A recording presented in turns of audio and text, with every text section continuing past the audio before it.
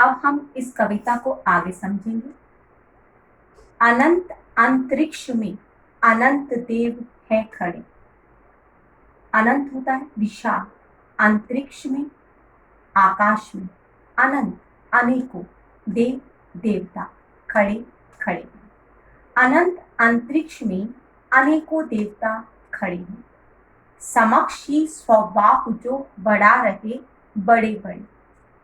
आपके सामने, समक्ष आपके सामने, स्वबाहु अपनी बाजुओं को, बड़ी बड़ी अपनी बड़ी बड़ी बाजुओं को आपके सामने बढ़ा रहे हैं।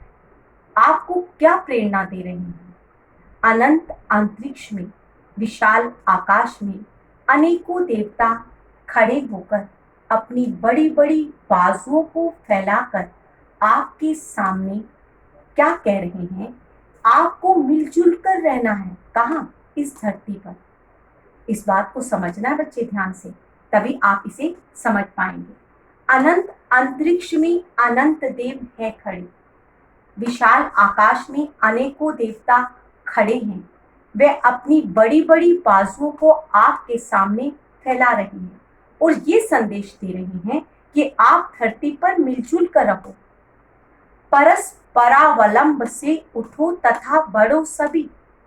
परस्परावलंब, दूसरों का सहारा बनकर उठो और जीवन में आगे बढ़ते चले जाओ। स्वार्थी मत बनो, दूसरों का सहारा बनकर उठो और जीवन में आगे बढ़ते रहो।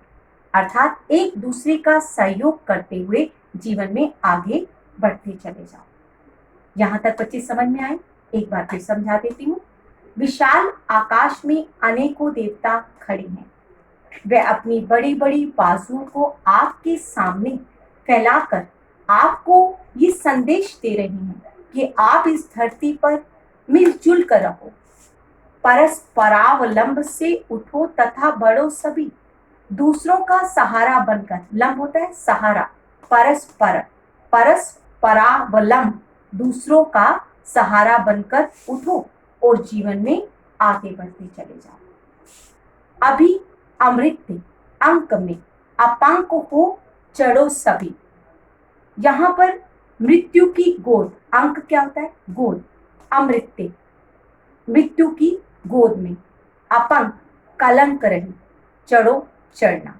अब जहां मैथिली शरण गुप्त क्या कहना चाहते हैं, ध्यान से समझना है बच्चे। जीवन को कलंक रहित जीकर देवताओं की गोद में समा जाओ। यहाँ कहने का अर्थ क्या है? सभी को मृत्यु आनी है और सभी को भगवान के घर जाना है। अब वो क्या कहना चाहते हैं मैथिली शरण गुप्त कि जीवन में कोई कार्य ऐसा मत करो कि आपके ऊपर कलंक लग जाए, अर्थात आपके ऊपर कोई आरोप लग जाए। इसलिए वे जीवन को कलंक रहित जीने के लिए कहते हैं, अर्थात अच्छी कार्य करने के लिए कहते हैं। जीवन को कलंक रहित होकर जियो और देवताओं की गोद में समा जाओ।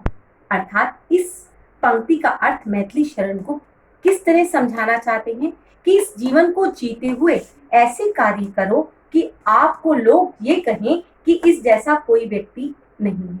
जब आपकी मृत्यु होगी तो वो सुमृत्यु कहलाएगी, अर्थात अच्छी मृत्यु कहलाएगी और आप देवताओं की गोद में समा जाओगे, अर्थात आप स्वर्ग को प्राप्त कर जाओगे। यहाँ पर मृत्यु की गोद में समाने का अर्थ क्या है? देवताओं की गोद में समाना, और देवताओं की गोद में समाने का अर्थ क्या है? स्वर्ग को प्राप्त हो जाना। जीवन को कलंक रहित होकर जीना है और देवताओं की गोद में समा जाना है। जीवन को कलंक रहित होकर जियो और देवताओं की गोद में समा जाओ। रहो न यो कि एक से न काम और का सरे। ऐसे काम मत करो कि अपने काम के साथ दूसरों का काम भी बन जाए। ऐसे काम करना, अपना काम तो बने लेकिन दूसरों का काम भी साथ बन जाए, अर्थात अपना भला तो हो लेकिन दूसरों का भला भी साथ हो जाए। मैथिली शरण गुप्त बहुत सुंदर पंक्तियां कहते हैं कि यहाँ पर देवताओं की गोद में समाने का अर्थ ये है कि मृत्यु तो सभी को आनी है, लेकिन जीवन को कलंक रहित होकर जीना है, दूसरों का सहारा बनकर उठना है और जीवन में आगे बढ़ते जाना है। देवता कहाँ है? अनंत अंतरिक्ष में, विशाल आकाश में अनेकों देवता खड़े हुए हैं और बड़ी बड़ी बाजुओं को फैलाकर आपके सामने क्या कह रहे हैं कि आप सभी मिलजुल कर रहो, सहयोग करो, एक दूसरे का सहारा बनो, एक दूसरे का सहारा बनकर उठो और जीवन में आगे बढ़ते रहो। जीवन को कलंक रहित होकर जियो और देवताओं की गोद में समा जाओ। रहो न यूं कि एक से न काम और का सरे, ऐसे काम करो कि अपने काम के साथ दूसरों का काम भी बनता चला जाए। अर्थात जीवन में ऐसे काम करो कि अपने भले के साथ दूसरों का भला भी होता चला जाए। वही मनुष्य है कि जो मनुष्य के लिए मरे। वही मनुष्य मनुष्य कहलाने का अधिकारी है जो दूसरों के लिए परोपकार करता है, जो दूसरों के लिए दया रखता है, जो दूसरों के लिए करुणा करता है।